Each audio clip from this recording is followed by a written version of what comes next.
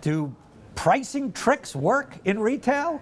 Well, you better believe they do. Quentin Fottrell is coming on to talk to us about all those tricks that are played with pricing when you go to your local store or your mega store or your mall or Costco or Walmart or wherever you may go. Ron Johnson, the new CEO of j.c.penney, thinks he's got this thing figured out. He comes from Apple and he thinks he's figured it out. He does. He basically is starting to put, simpler pricing, $15 for a sweater instead of $14.99. And I basically read your piece and you say, the retail genius from Apple has got it wrong. Yeah, well, j.c.penneys say no games, just great prices.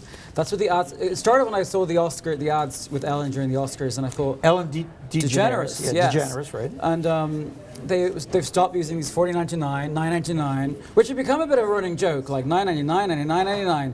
Everybody knows that's $10, right? But well, it's actually more if you have to pay sales tax. Right, and it's more if you have to pay sales tax. So people raft of psychological studies have shown that people look at the figure on the left-hand side. They look at the 9, even though they know it's $10. So it's a kind of a subliminal persuasion. But j.c.penney, the spokesman told me they want to bring dignity back. Dignity. Yes. It's indignant. There's lacking dignity to have 99 instead of $10. But they're also trying to polish up their image a little. They're having less promotional sales. They're only having one a month. They used to have like 600 a year. And so the idea being that if it comes across as discounting, like a discount shop, if you're $2.99 or $9.99. Yeah, because Target are $14.99 and Costco have $9.99 and $59.99. So they don't want to come across as too dowdy, too lowbrow, too much like a discount store. So what's really in it for them is they're trying to brush up their image, but they're saying, we're doing these prices that are $15 or $20, which is bringing dignity back into business. Okay, now.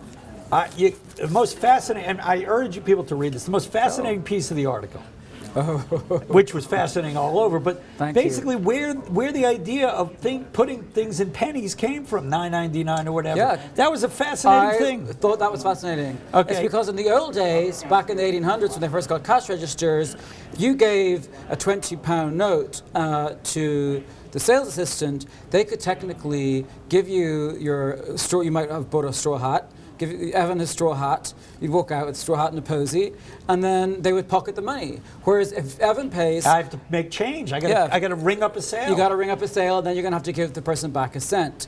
Now, that stops temptation from getting in the way. It was an inventory management scheme. Inventory management. Anti-fraud scheme. Anti-fraud. But Uniqlo, I looked at their prices, they're all... Because, Uniqlo have had a very successful and sleek marketing campaign. Do you shop there?